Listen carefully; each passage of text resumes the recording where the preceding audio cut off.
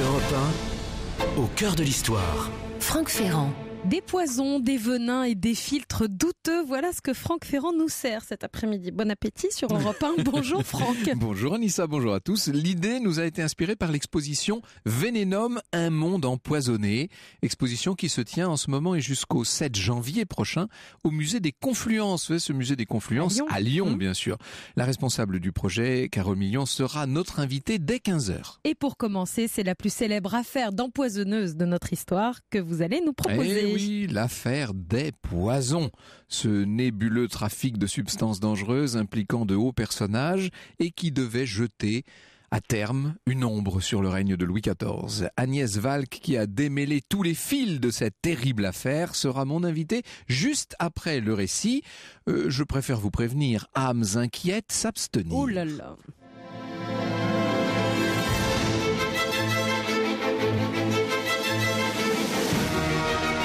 Europe 1, 14h, 15h30. Au cœur de l'histoire. Franck Ferrand.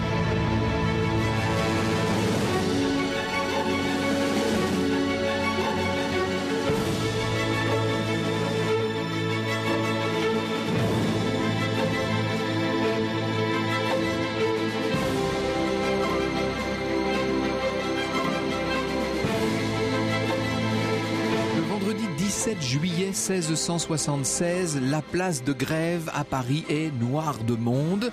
Un échafaud a été dressé. On est habitué, c'est évidemment place de Grève qu'ont lieu les exécutions publiques. Et voilà une femme vêtue d'une chemise blanche de condamnée. Elle monte la petite échelle des condamnés, elle se met à genoux. On lui a coupé les cheveux, le bourreau lui découvre les épaules, on lui bande les yeux, elle récite quelques prières, il est 8 heures, un bruit sourd, la grande épée de justice vient de trancher la tête de cette femme. Quelques minutes plus tard, son cadavre sera brûlé sur un bûcher édifié avec du bois et de la paille. Cette dame, c'est Marie-Madeleine Dreux d'Aubray.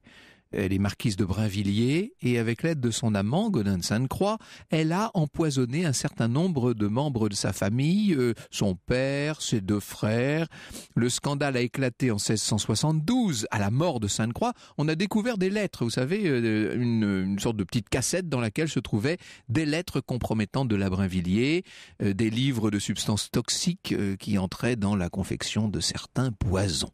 L'affaire Brinvilliers est donc le point de départ de l'affaire, mais ce n'est que le point de départ, c'est la préface même, devrais-je dire, d'une sombre affaire, une des plus sombres de notre histoire, donc l'affaire des poisons. En effet, quelques mois plus tard, nous sommes là en février 1677, une certaine Madeleine Gueniveau, qu'on appelle Lagrange, est arrêtée. On la présente comme artiste en poison et en faisant commerce. C'est comme ça que la police la désigne. Dans son ouvrage sur la marquise de Brinvilliers, Agnès Valk nous dit « Le 5 décembre 77, le lieutenant Degré, il a arrêté la Brinvilliers, toujours aussi zélé, arrête à Paris Louis de Vanins, un officier de marine soupçonné d'avoir perpétré plusieurs crimes, dont l'empoisonnement du duc de Savoie en 1675. Il reçoit une gratification de 3000 livres, ce qui accroît encore son ardeur. D'autres arrestations se succèdent en cascade. Derrière tout cela, un homme qui est le grand personnage de cette affaire et sur lequel nous aurons tout à l'heure l'occasion de revenir, bien sûr, le lieutenant général de police Nicolas de Larénie. Il a un objectif, arrêter tous ces empoisonneurs, ces sorcières, ces faiseuses d'anges, ces alchimistes fabricants de poisons. Il faut vous dire que vous aurez remarqué la date. On approche de 1680, on est au moment du basculement du règne de Louis XIV, au moment de ce que Michel Foucault appelait le grand enfermement et qui est aussi un grand assainissement, nous en reparlerons bien sûr. Qui sont les personnes arrêtées ? Il y a des prêtres apostats, comme le maître des petites écoles de la charité, des abbés qui invoquent Satan au cours de leur messe, drôle de messe me direz-vous, et qui font commerce d'hosties consacrées, qui rédigent des conjurations diaboliques, glissent sous le calice des poudres et des poisons pour les activer et obtenir la bénédiction des esprits sur les substances étranges dont on a l'intention de faire je ne sais quel usage. Je cite Jean-Christian Petit-Fils. Parmi les plus répugnantes pratiques de magie noire, on trouvait les fameuses messes messes noires. C'était en réalité des messes consacrées à Satan, dites à rebours, car dans la conception un peu manichéenne de la religion de cette époque, Satan était considéré comme la réplique négative de Dieu. Elles étaient récitées par un prêtre sur le ventre nu de la femme qui la commandait et s'accompagnaient de profanations d'hosties et parfois de sacrifices rituels, comme l'égorgement de nouveau-nés dont on recueillait le sang dans le calice. Ah oui, non, je vous avais dit tout à l'heure, Oui, bon appétit, vous n'épargnez rien. Mais non. De nombreuses femmes sont arrêtées dans la foulée. L'épouse d'un tailleur pour dame, Madame Vigoureux, elle portait bien son nom.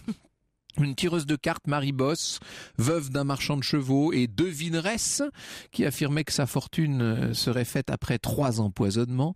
Chez ces femmes, on va trouver toutes sortes de choses, de l'arsenic, de la poussière de taupe desséchée, du sang de chauve-souris, allons-y, de la poudre d'écrevisse, des rognures d'ongles, oh mon Dieu, du sang humain et de la cantharide, cette espèce de mouche, vous savez, qu'on fait sécher pour en faire une poudre dont l'usage est assez multiple. Au total, 442 personnes seront finalement arrêtées par la police.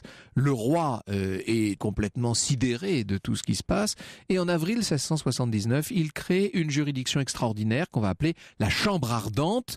Elle siège dans les bâtiments de l'Arsenal. Elle est composée de l'élite des membres du Conseil d'État et d'un certain nombre de magistrats parmi les plus réputés du royaume. Pourquoi Chambre ardente ?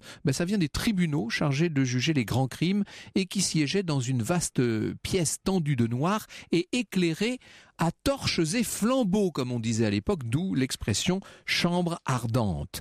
Un des rapporteurs de la chambre, c'est Larénie, et c'est lui qui raconte: Sa Majesté nous a recommandé la justice et notre devoir en des termes extrêmement forts et précis, et en nous remarquant qu'elle désirait de nous, pour le bien public, que nous pénétrassions le plus avant qu'il nous serait possible dans le malheureux commerce du poison, afin d'en couper la racine s'il était possible.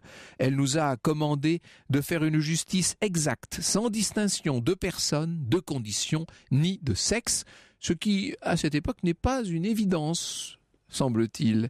Les clients inculpés sont pourtant des personnalités renommées, des personnalités influentes et parfois même très influentes. On voit circuler dans toute cette affaire des noms assez inattendus. Le maréchal de Luxembourg, mais oui, et l'écrivain Racine, Madame de Poulaillon qui a envoyé Marie Bosse pour se débarrasser de son mari en lavant ses chemises à l'arsenic et en versant des drogues dans son vin, et la duchesse de Bouillon, s'il vous plaît. Bref, cette affaire des poisons commence à avoir un retentissement considérable. Madame de Sévigné, elle écrit: on est dans une agitation, on envoie aux nouvelles, on va dans les maisons pour apprendre. Les interrogatoires sont nombreux, notamment avec Catherine Dehaye, épouse d'un boutiquier ruiné, Antoine Monvoisin. Cette femme-là, on l'appelle la Voisin. Elle a été arrêtée en mars 1679. Il ne faut pas se fier à l'apparence de cette petite femme d'une 40aine d'années au visage rouge et bouffi, qui a l'air assez ordinaire, somme toute. Elle est elle aussi devineresse, vendeuse de filtres d'amour et de poudre de succession, vous me voyez venir, et elle est avorteuse. Elle vend des enfants destinés à être égorgés pendant les messes noires, c'est en tout cas ce que l'on dit. Vous avez compris que nous sommes en train de mettre les pieds en terrain très glissant. Europe 1, au cœur de l'histoire, revient dans un instant. Europe 1, Au cœur de l'histoire. Cet après-midi, Franck Ferrand, vous nous parlez d'un scandale à la cour de Louis XIV, un scandale qui a marqué l'histoire, l'affaire des poisons. Alors avant d'aller plus loin, juste avant la pause, vous nous parliez de la Voisin. Qu'est-ce qu'on lui reproche à cette femme qu'on dit devineresse ? On lui reproche de faire commerce de toutes sortes de choses illicites. Je vous ai dit, elle vend de la poudre de succession.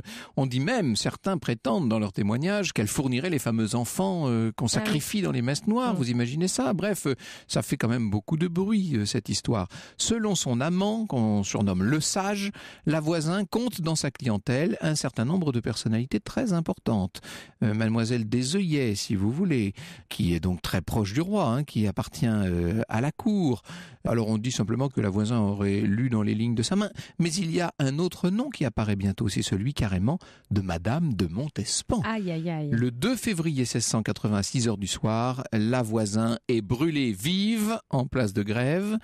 On peut dire que c'est l'une des instigatrices de l'affaire qui meurt de cette manière et qu'on pourrait arrêter l'affaire ici. Il n'y a plus qu'à interroger, à juger, à condamner un certain nombre de complices et pourquoi pas s'en tenir là. Sauf que quelques mois plus tard, la fille de cette femme, la fille de la voisin, Marie-Marguerite, annonce qu'elle a des révélations à faire et des révélations qui, de nouveau, mettent en cause Madame de Montespan. Vous voyez un peu qui est Madame de Montespan, Françoise Athénaïs de Rochechouart-Mortemart, une des plus grandes dames du royaume, qui est, depuis 1667, la maîtresse en titre du roi. Personnalité extrêmement importante. Elle a séduit le roi par sa blondeur, par son caractère et son esprit aussi, un esprit assez extraordinaire, par ses yeux bleus aussi. Saint-Simon nous dit qu'il n'était pas possible d'avoir plus d'esprit, de fine politesse, d'expression singulière, d'éloquence, de justesse naturelle qui lui formait comme un langage particulier mais qui était délicieux. Ah, une de ces grandes dames, une sorte de guermantes avant l'heure si vous voulez, qui ensorcelle tous ceux qu'elle a l'heure ou le malheur de prendre dans ses raies. Entre 1667 et 1678, n'oubliez pas que Madame de Montespan aura donné 7 enfants au roi et que les enfants nés de cette union illégitime sont néanmoins légitimés par le Parlement de Paris. Ce qui veut dire qu'ils sont maintenant des enfants officiels, ce ne sont plus des enfants naturels du roi. Ils auraient en tout cas, là ça nous entraînerait un peu loin, mais ils pourraient même, sous certaines réserves et dans certaines conditions, avoir des droits sur la couronne. Vous imaginez un peu ça ? Quelques mois après la mort donc de la voisin en juillet 1680, Marie-Marguerite Monvoisin révèle que peu de jours avant l'arrestation de sa mère, celle-ci s'était rendue à Saint-Germain, donc à la cour, pour remettre au roi un placet, c'est-à-dire une demande, une supplique, enduite de poison. Et on lui aurait donné pour la circonstance 100 000 écus, ce qui est une somme absolument gigantesque. 2 complices devaient entrer en contact par ailleurs avec mademoiselle de Fontanges, c'était la favorite annexe, si je puis dire, du roi, afin d'offrir à la Fontange des gants de peau empoisonnés. La jeune femme ajoute qu'elle a vu chez sa mère mademoiselle Desœillets, donc suivante de Madame de Montespan, et sa propre mère a cité à plusieurs reprises le nom donc de Madame de Montespan. Et elle ajoute même que depuis plusieurs années, sa mère et d'autres personnes, et parmi les autres personnes, elle cite le nom de l'abbé Guibourg, qui lui aussi a été arrêté de son côté. Ces gens-là auraient donné à Madame de Montespan des poudres pour l'amour. Mais d'après vous, qui devait les boire, les poudres en question, sinon le roi en personne ? Certes, en divers temps, ma mère apportait diverses poudres à Madame de Montespan, mais ce n'est point de mon fait, dit cette fille-là. La première fois que j'en portais à la dame, ce fut il y a 2 ans et demi, la dame étant venue chez ma mère et après avoir parlé ensemble, ma mère me fit venir devant la dame et lui dit, on voit que c'est dans le texte, hein, Madame, reconnaîtrez-vous bien cette fille ? La dame dit que oui, pourvu que j'ai quelque signal. Il fut convenu ce jour-là, le jeudi, que la dame viendrait le lundi au petit père et que j'aurais un masque, que j'ôterais, que je ferais semblant de cracher, etc. Enfin, vous voyez, les espèces d'histoires complètement aberrantes. Donc, on donne des aphrodisiaques à Madame de Montespan. Madame de Montespan peut-être a utilisé des onguents, des poudres et qui sait, le poison. La fille de la voisin affirme, la connaissance que j'ai eue des mauvais desseins contre la personne du roi vient de ce que j'en ai entendu dire à ma mère et il était venu un temps où Madame de Montespan avait reconnu que tout ce qu'on avait fait pour elle depuis plusieurs années ne servait plus de rien. Ma mère m'a dit que la dame voulait tout porter à l'extrémité et la voulait engager à des choses où elle avait beaucoup de répugnance. Non mais vous imaginez, autrement dit, la fille de la voisin dit que Madame de Montespan demandait à sa mère de lui fournir de quoi empoisonner le roi.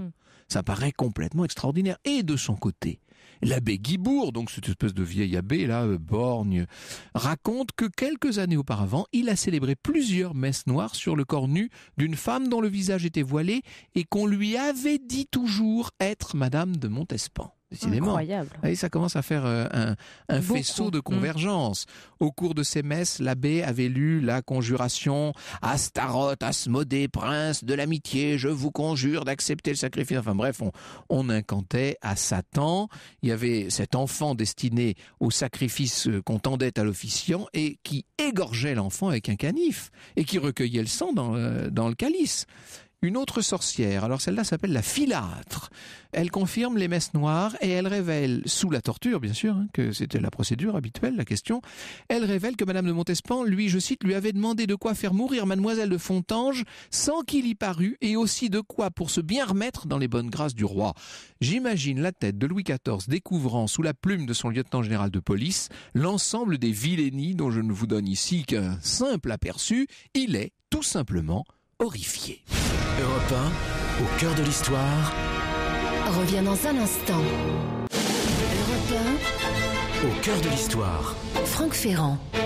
Nous sommes au cœur de l'affaire des poisons. Nous sommes donc au cœur du XVIIe siècle cet après-midi sur Europe 1, au cœur du siècle de Louis XIV, qui vient d'apprendre que Madame de Montespan avait bien des mauvais plans contre lui. Or, l'araignée qui fouine pas mal, qui est très doué, il faut dire, il va tomber dans les archives du Châtelet, vous savez, il tombe sur des minutes d'un procès daté de 1668, donc 12 ans avant la période qui nous intéresse.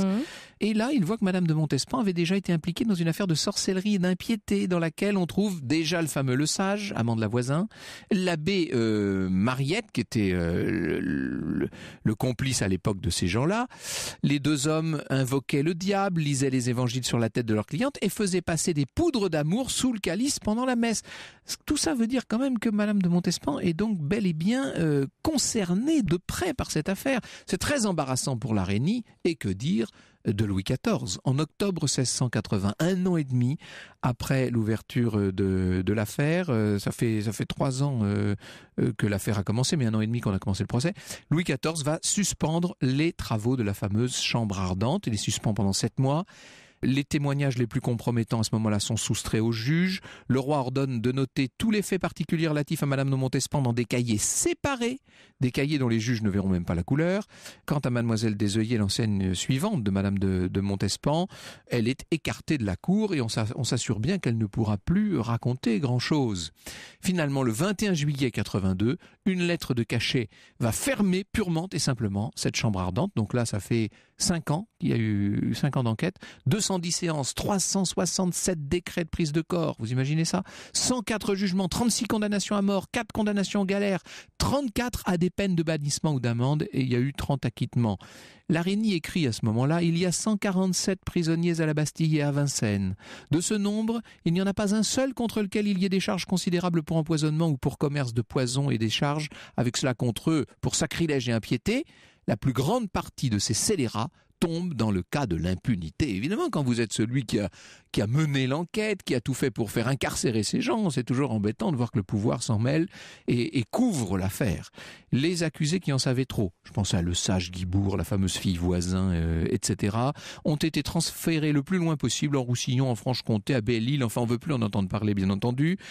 Chacun là est attaché à la muraille, vraiment, c'est vraiment des peines de cachot. Louvois, qui est secrétaire d'État à la guerre, ordonne aux commandants et aux gouverneurs de ces forteresses de veiller à ce que l'on n'entende pas au dehors les sottises qu'ils pourraient avoir à crier tout haut. Vous voyez quand même qu'on a très peur que ces gens continuent de parler, tout simplement. Et il y en a qui vont comme ça enchaîner à leur muraille, attendre la mort pendant 40 ans. Madame de Montespan, évidemment, va subir un sort tout à fait particulier. Elle est la mère des enfants du roi. On ne peut pas la chasser de la cour, mais le roi va lui retirer sa grâce, si je puis dire. D'ailleurs, il y a un indice qui ne trompe pas, c'est qu'elle change d'appartement à Versailles, tout simplement. Elle quitte son grand appartement du premier étage pour l'ancien appartement des Bains au rez-de-chaussée du corps central. Madame de Montespan n'est plus l'étoile brillante, l'astre dominant de la cour de la nouvelle cour de Versailles, puisque très bientôt la cour va s'installer à Versailles. Celle qui va la supplanter maintenant, c'est l'ancienne gouvernante des enfants légitimés, c'est Françoise d'Aubigné, Madame de Maintenon. En 91, Madame de Montespan se retirera dans la communauté de Saint-Joseph.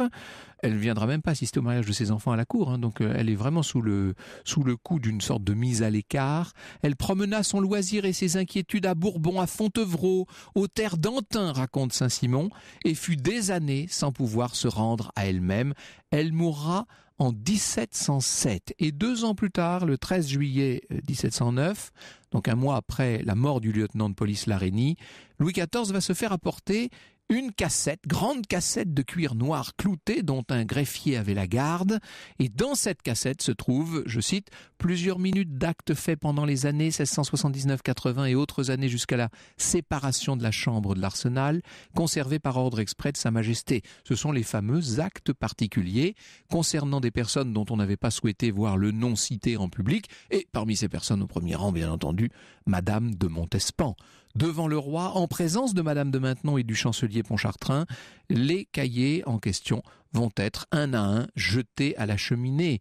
1709, Louis XIV est un monsieur très âgé. À l'époque, c'est une année terrible. On ne sait même pas ce qu'il va advenir de la France, comme par hasard.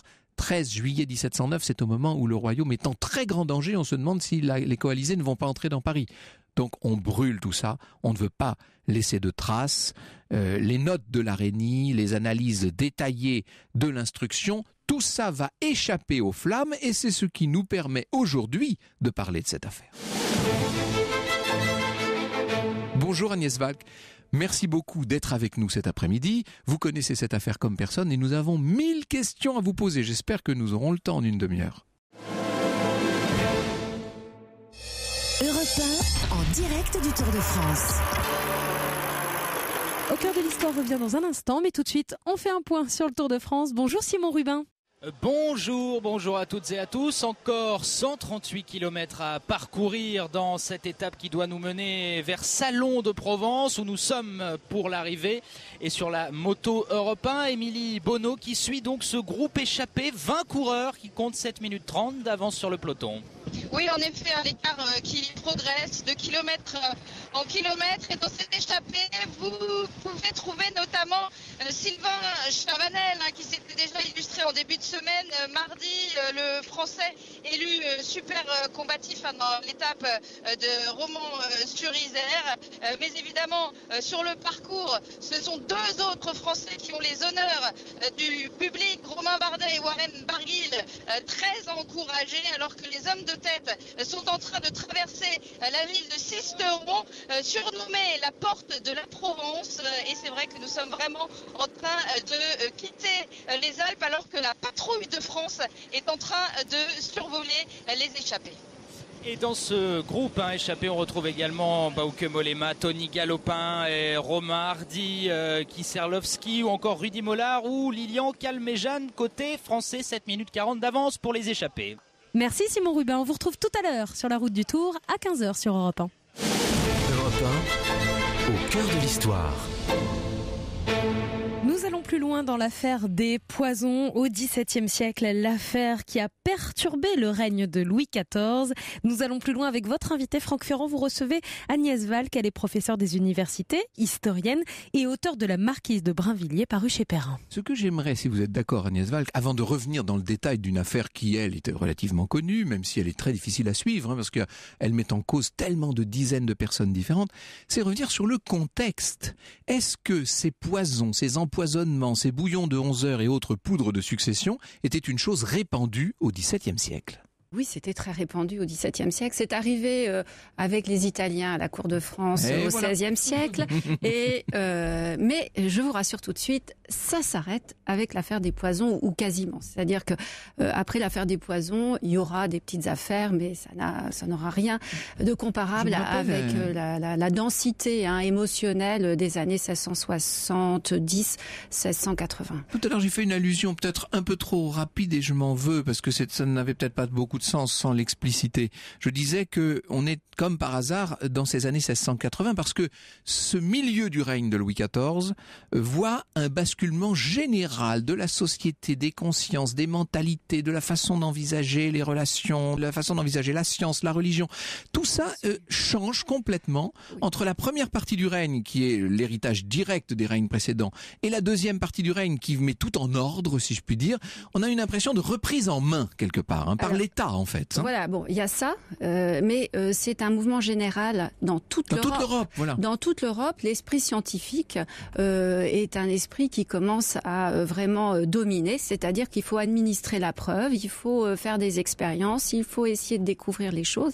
Et donc ces esprits qui sont quand même plus rationnels vont se mettre à essayer de trouver la nature, des éléments, des pierres, des substances, etc.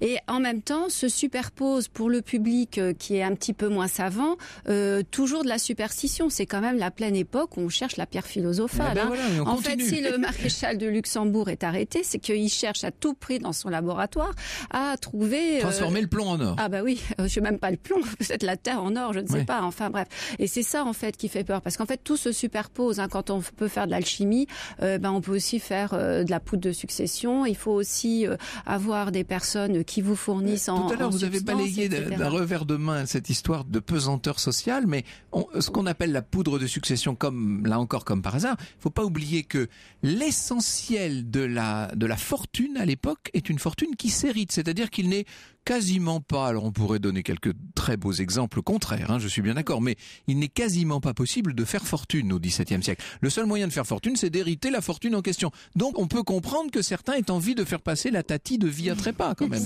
Je pense qu'il faut déjà dire qu'il y a quand même une grande partie de la population qui est hors course, parce que vraiment ils ont autre chose à faire qu'à essayer d'assassiner le papy ou la mamie.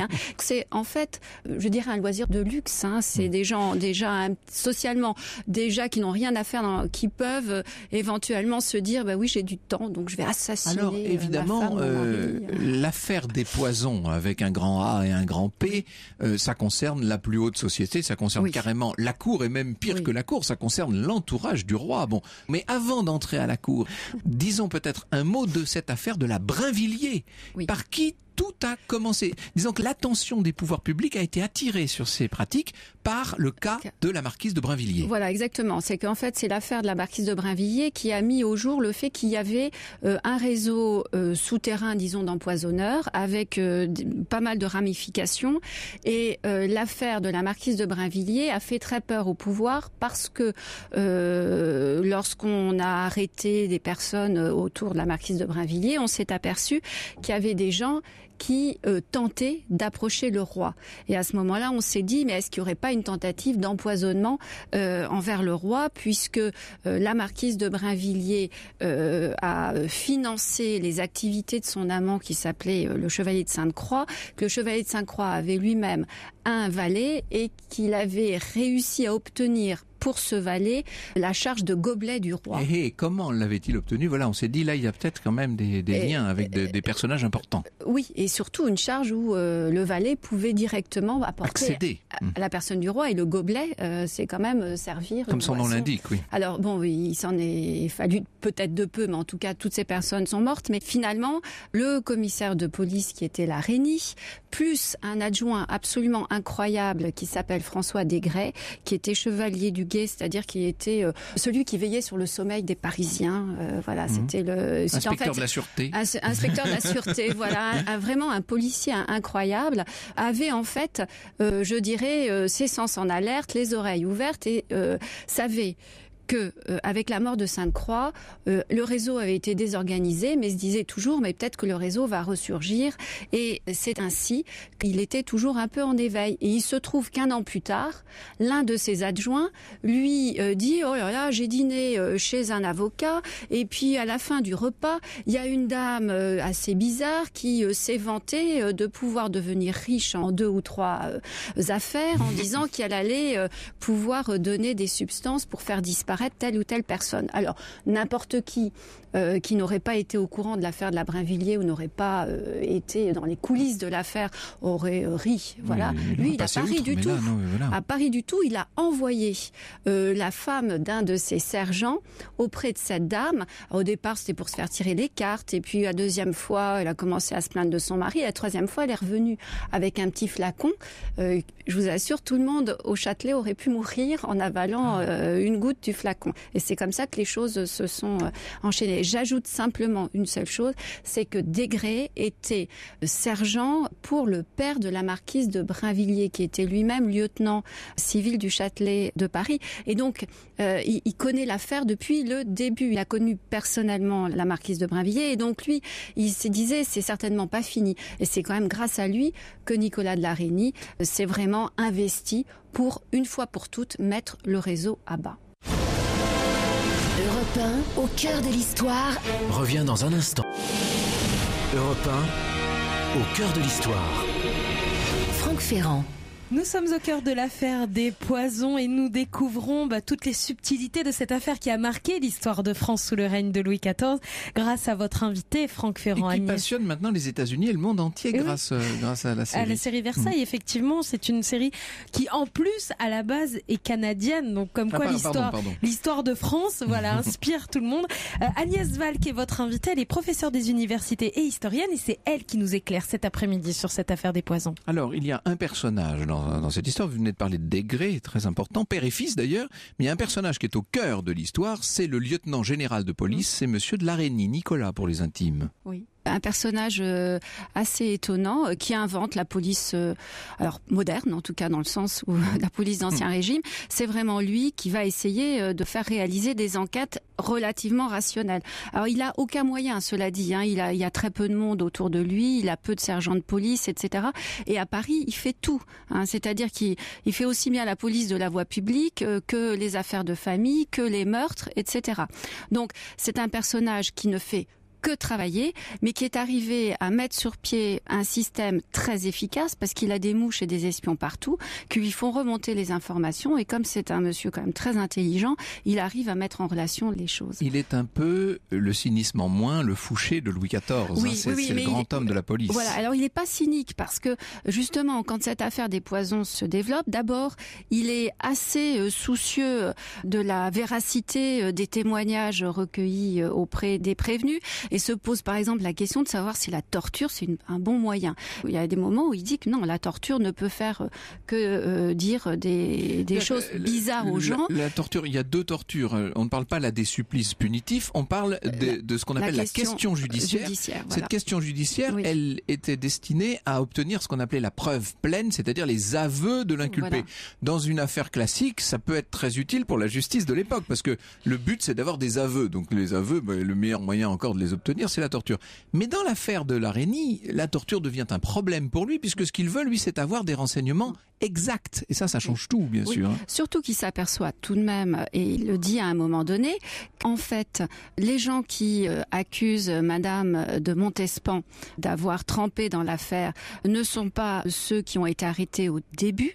La voisine n'a rien dit, c'est sa fille qui tout d'un coup, alors que la voisine était morte, un an plus tard se dit « Oh !» si j'impliquais Madame de Montespan et toutes les personnes... Ça nous sauverait tous peut-être, se dit-elle. Exactement, mais de toute façon, ça les a sauvés. Toutes les personnes qui ont parlé de Madame de Montespan, toutes ont été internées et ne sont pas passées sur le bûcher. La Reynie était un homme dévoué, un homme de qualité. Il invente un certain nombre de méthodes de police, il faut le dire. Voilà le portrait qu'embrosse Saint-Simon dans ses célèbres mémoires. La Reynie, conseiller d'État, si connu pour avoir tiré le premier la charge de lieutenant de police de son bas état naturel pour en faire une sorte de ministère, et fort important par la confiance directe du roi, les relations continuelles avec la cour et le nombre de choses dont il se mêle, et où il peut servir ou nuire infiniment aux gens les plus considérables et en mille manières, obtint enfin, à 80 ans, la permission de quitter un si pénible emploi qu'il avait le premier ennobli par l'équité, la modestie et le désintéressement.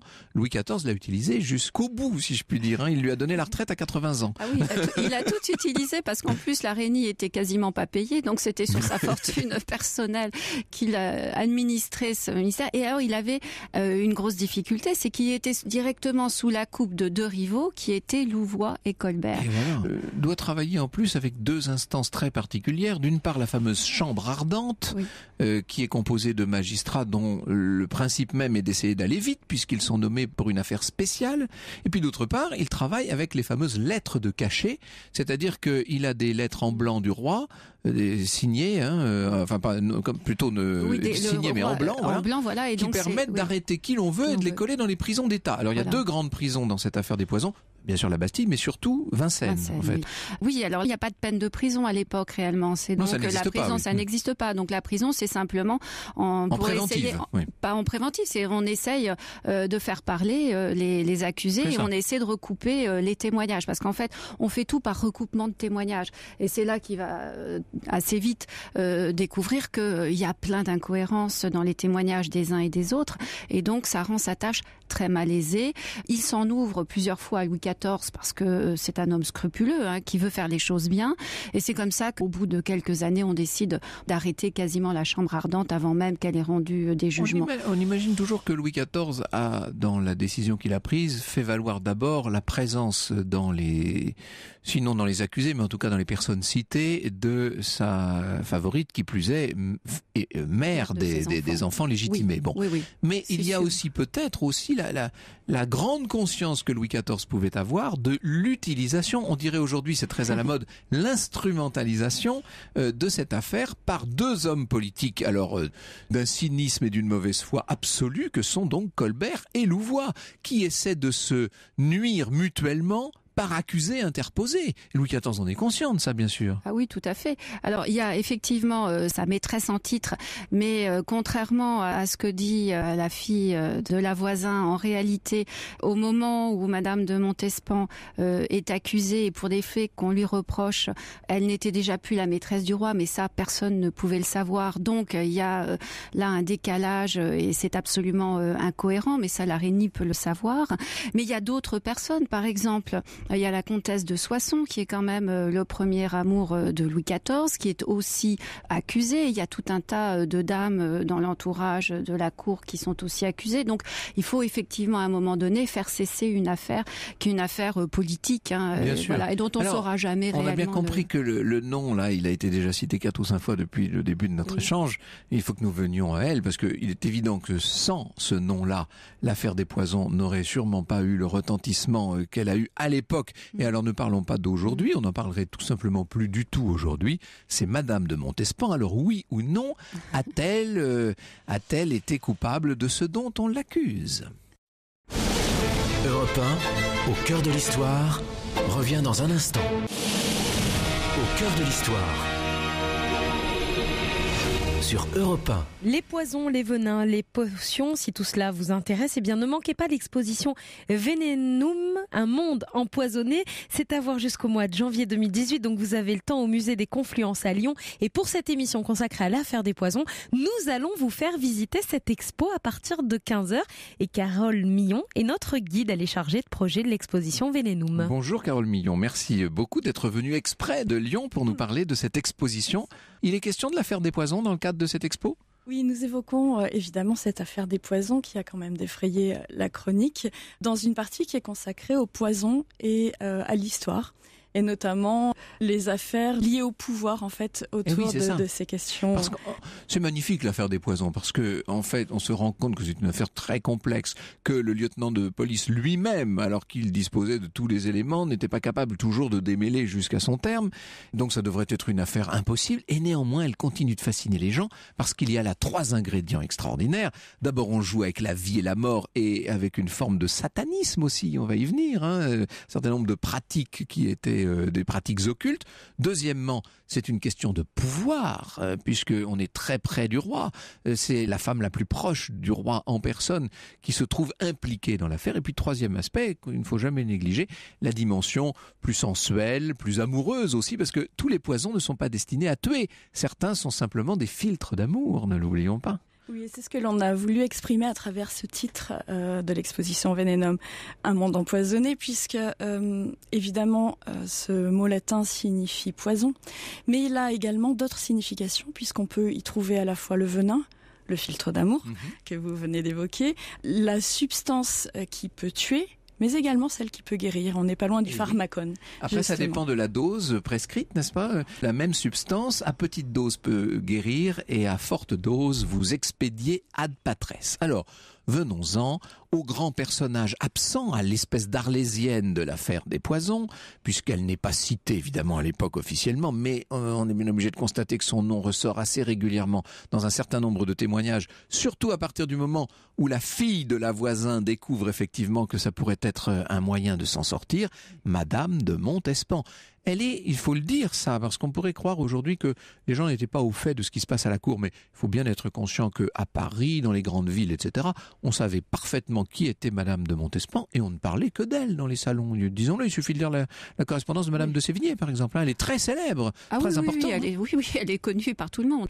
Et alors, ce qui est à peu près sûr, c'est qu'effectivement, dans son entourage, sa dame d'honneur, on va dire, la des œillets, il y a aussi Caton qui est une servante, etc. Tout ça, c'est un milieu qui effectivement fréquenterait les devineresses à Paris, c'est-à-dire qu'on va se faire tirer... Jusque-là, que les grandes dames aillent chez des voyantes, ça n'a pas changé. On est là, c'est comme en 2017. Oui, ça existe encore aujourd'hui. Mais c'est justement ce milieu-là, parce qu'en fait, ces voyantes qui sont à la fois voyantes, devineresses, qui tirent les cartes, etc., elles ont d'autres circuits où effectivement elles vont donner à l'époque des filtres d'amour, des onguents de longue vie. Voilà, et puis de séduction, c'est-à-dire bon, comment est-ce qu'on retient effectivement le roi dans son lit, comment est-ce qu'on va chasser une rivale, mais sans aller forcément jusqu'à la tuer, peut-être pas.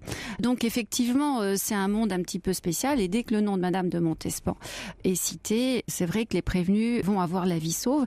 Alors, est-ce que Madame de Montespan a trempé ? Alors, moi, je défends Madame de Montespan. Allons bon. Eh oui, il n'y a absolument aucune preuve du contraire. La seule chose, c'est qu'effectivement, comme on dit, il n'y a pas de fumée sans feu. Le fait de l'avoir accusée... Plusieurs fois en plus. Oui, enfin une fois en fait, en réalité. Mais cette procédure de 68 qu'a découverte Larénie. Oui, mais... elle est citée là pour le coup. Oui, elle est citée. Voilà, elle est citée. Elle est citée à une époque où elle était totalement méconnue. Et une époque où elle n'était pas encore la maîtresse officielle du roi. Alors, ce qu'il faut dire, c'est que sa belle-sœur, elle, effectivement, trempe dans des affaires un petit peu louches où il y a effectivement des messes noires, et ça, c'est recoupé. Donc, que la famille de la marquise de Montespan... Vous êtes en train de me dire qu'on n'a pas égorgé de petits bébés sur le ventre nu de Madame de Montespan? Certainement pas, parce que c'était une bonne chrétienne. Je vois vraiment pas comment ça aurait pu se passer. Alors, ce qu'il faut dire aussi, c'est que ce milieu donc des diseuses de bonnes aventures sont aussi des avorteuses. Donc, il y a peut-être aussi une confusion entre égorger des nouveau-nés et avorter, etc. Et ça, c'est sûr que c'est un milieu qu'on ne connaît pas bien, parce que vraiment là, il n'y a pas du tout de traces, il n'y a pas d'archives. Et là, effectivement, ces femmes, je dirais, s'en donnent à cœur joie. Donc, les espèces de cérémonies satanistes auxquelles aurait pris part Madame de Montespan sont nées pour vous dans l'imagination de ceux qui cherchaient un moyen de se dédouaner? Pour moi, oui, parce que Madame de Montespan, pour avoir travaillé et écrit un livre sur elle, est un esprit quand même assez rationnel. Elle veut vraiment être très bien et avoir bien dans toutes les cases. C'est une grande chrétienne, bizarrement, parce qu'elle est la maîtresse du roi, mais pourtant elle essaie d'être très régulière dans ses devoirs religieux. Et c'est vrai qu'elle vit dans un milieu social qui est un petit peu la très grande aristocratie. Alors effectivement, il peut y avoir l'usage des drogues. Enfin, vous voyez. Est-ce qu'on pourrait pas dire que d'une certaine manière, le vrai empoisonneur, ce serait Louvois, mais alors lui, il utilise un poison nettement plus mortel, c'est la calomnie et l'intimidation? Oui, sans doute. Parce qu'il lui était contre Madame de Montespan pour le coup. Il avait tout intérêt à ce qu'elle... Oui, tout à fait. Oui, mais c'est l'espèce de rivalité entre Louvois et Colbert. Oui, tout à fait. Oui. Comment expliquer que Louis XIV ait eu... Parce que si on avait voulu perdre qui que ce soit dans l'esprit du roi, il suffisait de prononcer ce mot, poison. Louis XIV avait une espèce de phobie, je crois que le mot n'est pas trop fort, c'est une véritable phobie du poison. Ça lui venait d'où, ça? On le sait, cette peur panique du poison? Oui, non, mais enfin, il est quand même, son parrain, c'est Mazarin. Et voilà. Je veux dire, lui, alors vraiment, Mazarin, bon, c'est l'Italie, c'est aussi la Savoie, enfin, c'est cette région-là, vers Turin, vers Milan. D'ailleurs, ce qui est assez intéressant, c'est que dans l'affaire de Madame de Brinvilliers, le réseau est un réseau qui est porté par des gens qui habitent le Midi. Sont en cause, par exemple, le receveur des États du Languedoc, Penautier, enfin des gens comme ça.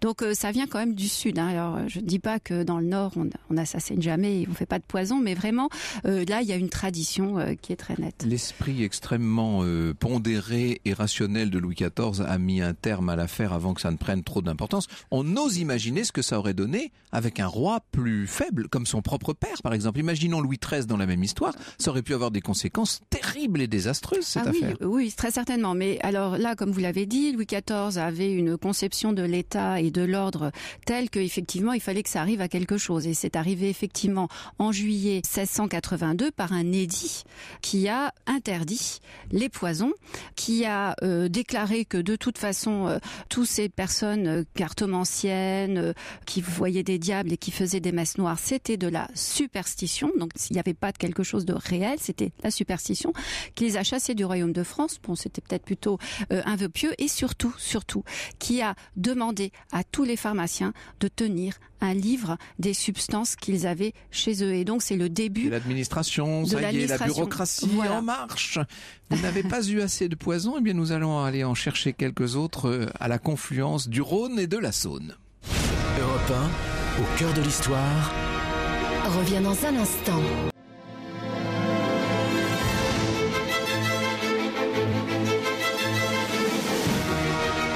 Europe 1, 14h, 15h30. Au cœur de l'histoire. Franck Ferrand. La Ferrand Mobile nous emmène cet après-midi à Lyon pour continuer cette émission consacrée à l'affaire des poisons du XVIIe siècle. Justement, des poisons, il en est question avec cette exposition qu'il ne faut absolument pas manquer, Venenum, un monde empoisonné. C'est jusqu'au mois de janvier 2018, vous avez encore le temps. Et nous allons vous proposer une visite virtuelle cet après-midi sur Europe 1 avec Carole Million qui est chargée de projet de l'exposition Venenum. C'est quand même assez amusant de songer à une exposition sur les poisons. Venenum, c'est quand même fort. Dans quel esprit a germé cette idée? Dites-nous ça, dites-nous tout, Carole Million. C'était un esprit d'équipe, finalement. Bon. C'est encore pire que ce qu'on croyait, finalement. Il y a une bonne ambiance.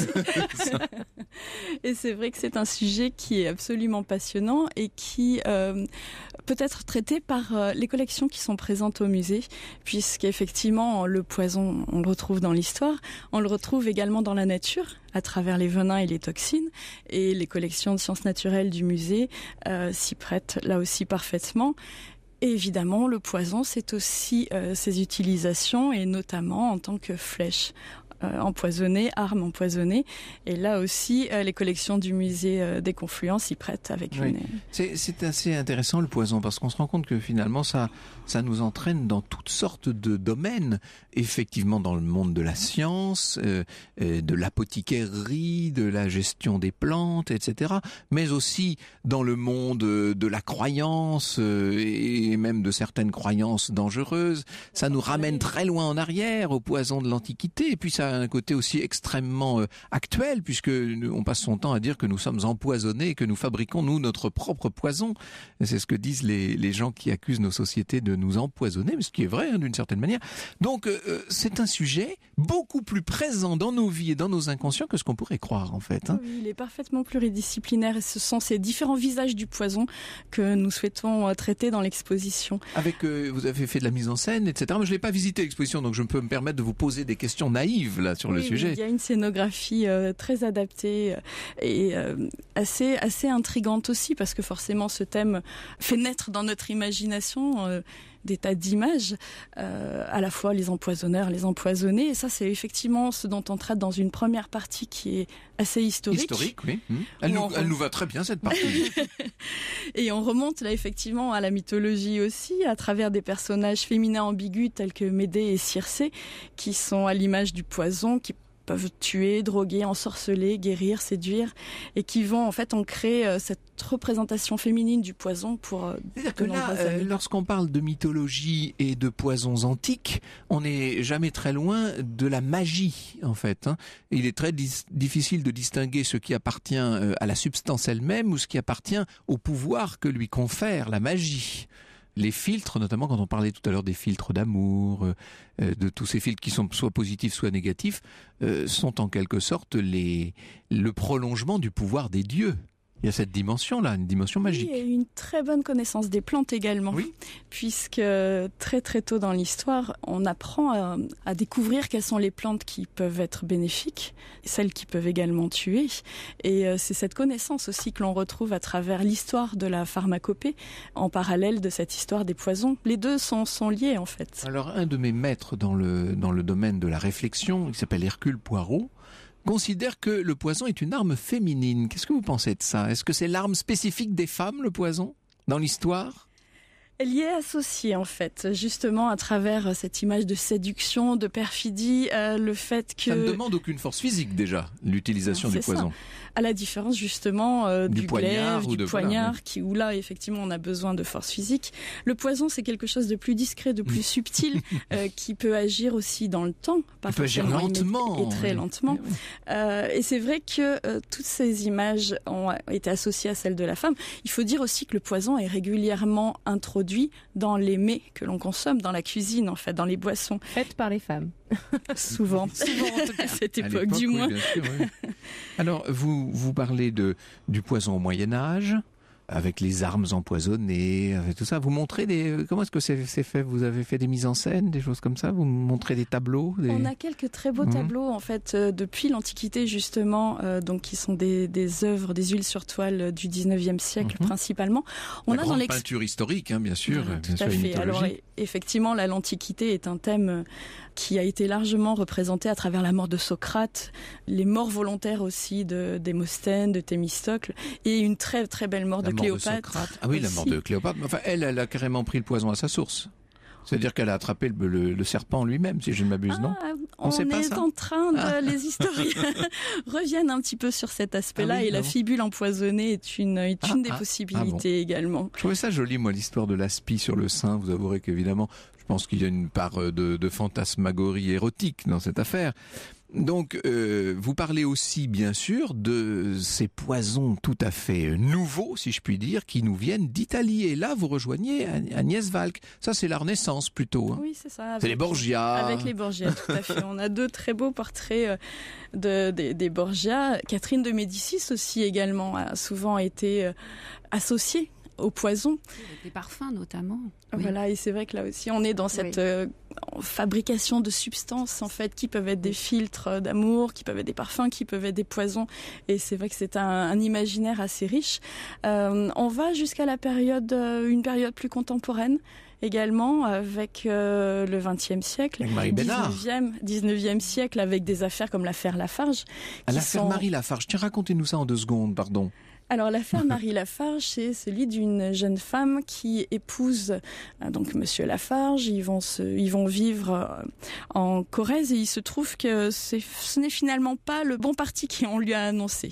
Et cette jeune femme, un jour, va envoyer un gâteau à son mari qui est en déplacement à Paris.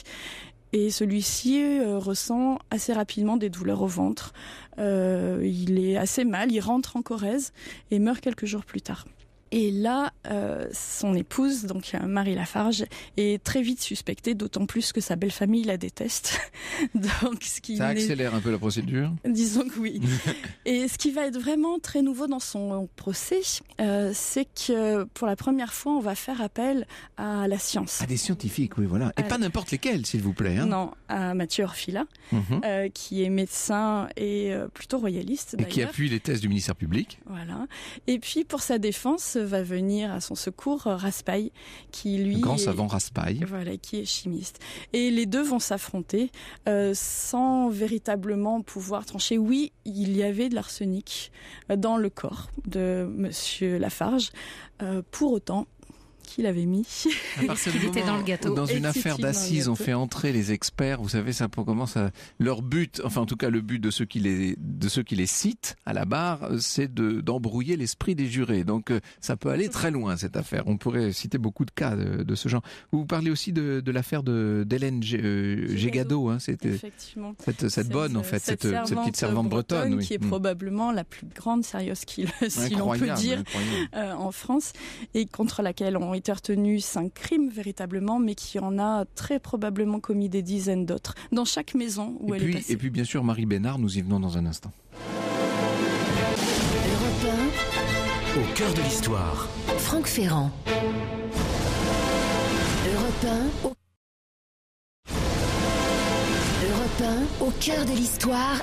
Revient dans un instant. Après avoir visité l'exposition Vénénum, un monde empoisonné à Lyon, voici donc maintenant les bons plans de Lorena Martin. Ça va pas être Lyon, facile aujourd'hui. à mon avis, à Lyon, on va se régaler. Hein, Parce que le moins qu'on puisse dire, c'est que nous avons une petite crampe à l'estomac et pas forcément très faim là. Donc on va peut-être attendre, on va laisser les spécialités, les bonnes choses pour la fin. Commencer par les hébergements si vous voulez peut-être, Lorena.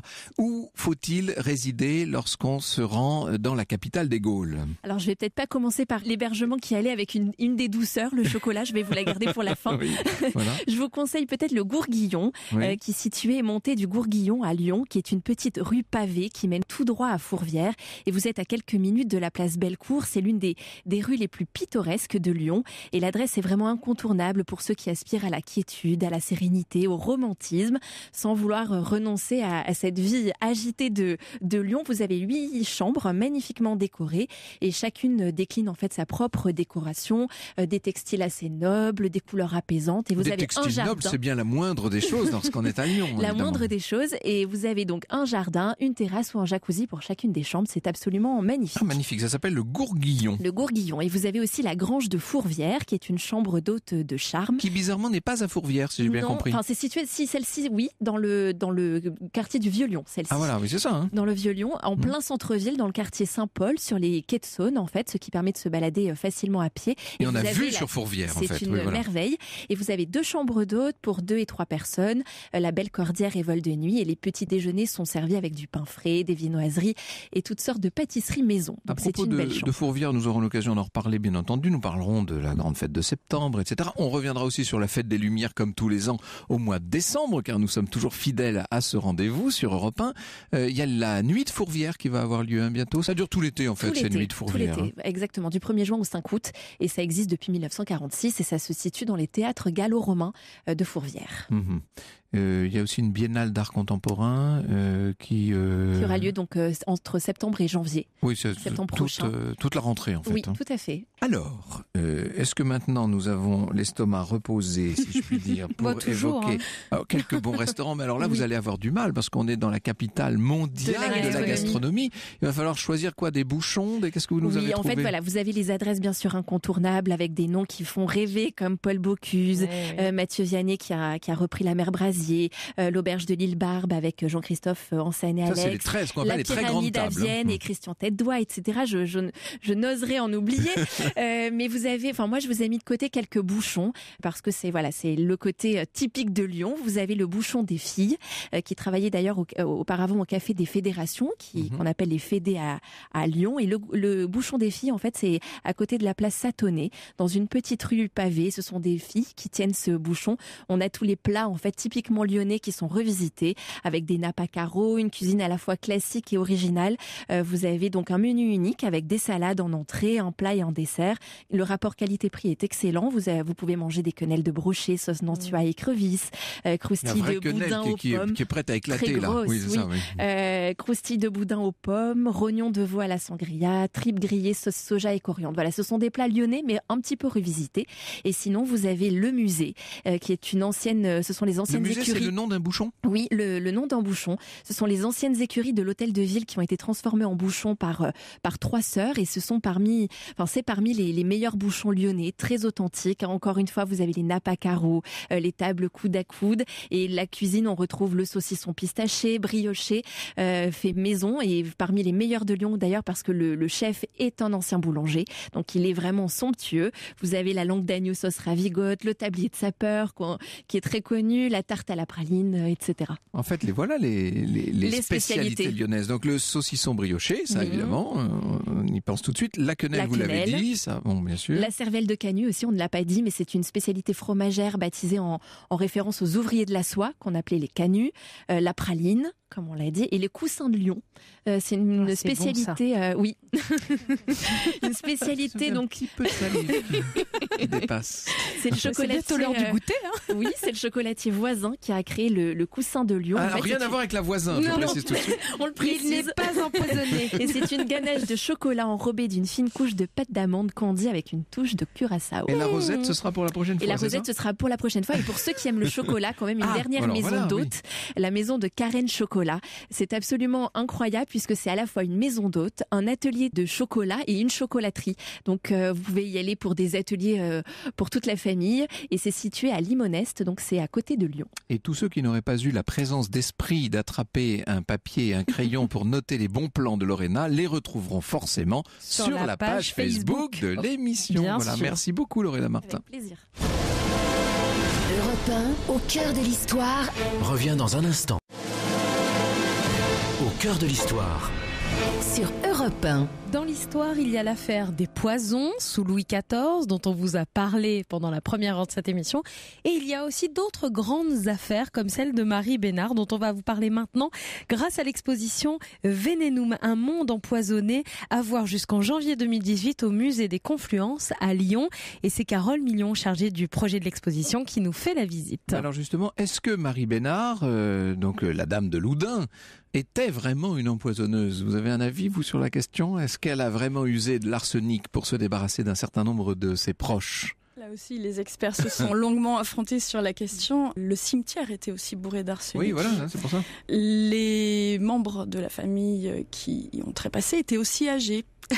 Donc c'est vrai qu'il est difficile réellement de faire la part des choses. Toujours est-il que c'est une affaire qui a captivé la France pendant 9 ans, 3 procès. Et c'est vrai que dans cette... il y avait un monsieur de cette maison qui a beaucoup fait. C'est Frédéric Potcher qui a beaucoup fait pour captiver les Français, il faut dire. Au moins autant que Marie Bénard elle-même, si je puis dire. Oui, tout à fait. Et c'est vrai que dans l'exposition, on évoque ces affaires criminelles à travers les unes de journaux. Parce qu'encore une fois, la figure de l'empoisonneuse, la veuve noire, fait vendre en fait. Et on a un certain nombre comme ça de unes de journaux où les femmes tiennent la vedette en tant qu'empoisonneuse. Et finalement, on revient un petit peu à la question de tout à l'heure, à savoir, y a-t-il plus de femmes empoisonneuses que d'hommes? Statistiquement, non. pas plus de femmes que d'hommes, mais c'est vrai que l'histoire, l'imaginaire a retenu cette idée que les femmes étaient plus souvent des empoisonneuses. Et justement, dans l'exposition, on met en balance un petit peu cet aspect-là, justement au XXe siècle, avec les guerres toxiques. Ah oui, alors là c'est de l'empoisonnement rarement le fait des femmes. À échelle industrielle. Là, oui. Voilà. Et à travers les différentes guerres. Nettement moins subtil comme type d'empoisonnement. Nettement moins subtil et rudement efficace malheureusement. Mais oui, bien sûr. Est-ce qu'on peut dire du reste, parce que ça c'est une affaire qui concerne le XVIIe siècle, et je me retourne immédiatement du côté d'Agnès Valk, est-ce qu'on peut dire qu'on prête beaucoup aux empoisonneurs? Dans le simple règne de Louis XIV, on a vu sa belle-sœur, Henriette d'Angleterre, mourir dans des conditions un peu particulières, et certains ont dit tout de suite, elle a été empoisonnée. Beaucoup plus tard, on verra le duc et la duchesse de Bourgogne, avec d'ailleurs leur fils aîné, mourir en 1712 dans des conditions qui ont fait penser qu'il pouvait y avoir du poison. Et presque à chaque fois, lorsqu'on entre dans le détail de ces affaires, on se rend compte que, en tout cas, les historiens entre guillemets sérieux nous disent non, ils sont morts de leur belle mort, et en tout cas de mort de cause naturelle, et le poison n'y est pour rien. Est-ce qu'on n'a pas tendance à fantasmer un peu, Agnès Valk? Ah ben on fantasme, oui, oui, mais je vais vous dire, même la marquise de Brinvilliers, à mon avis, il n'est pas sûr du tout. On fait des autopsies à l'époque. Même la marquise de Brinvilliers. Mais on fait des autopsies à l'époque, c'est-à-dire que par exemple son père, ses frères, etc. ont été autopsiés, et les savants avec leur les chirurgiens avec leur connaissance de l'époque, sont pas arrivés à dire quelles étaient la cause finalement. En fait, les conditions d'hygiène, de vie et de soins sont telles jusqu'à une époque très très récente qu'on a beaucoup de mal quand même, à le comportement même de Madame de Brinvilliers dans sa fuite, etc. Tout ça laisse bien entendre qu'il y a un problème, non? Oui, il y a certainement un problème. Mais ce que je veux dire, c'est que pour Henriette d'Angleterre, on a fait l'autopsie parce que de toute façon on faisait l'autopsie voilà, une personne royale. Mais c'est vrai que ça circule parce que ça a l'air d'être un fantasme. Mais ce qui est amusant, c'est qu'effectivement, on dit qu'il y a plus de femmes empoisonneuses que d'hommes.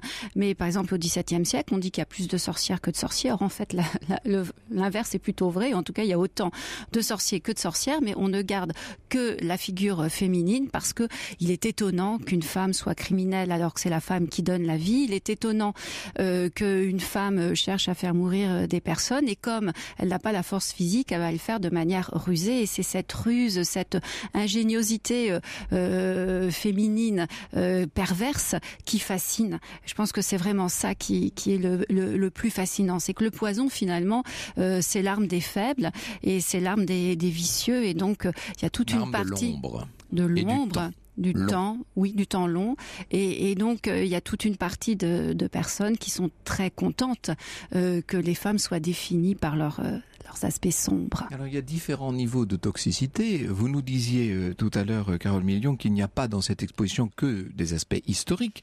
Vous nous montrez les poisons, les venins tels qu'ils existent dans la nature, avec les plantes, nous en avons beaucoup parlé, avec les animaux aussi, hein, tous ces animaux venimeux, urticants, etc. Ça doit être, on doit ressortir un peu, on se gratte un peu en sortant de l'exposition à mon avis.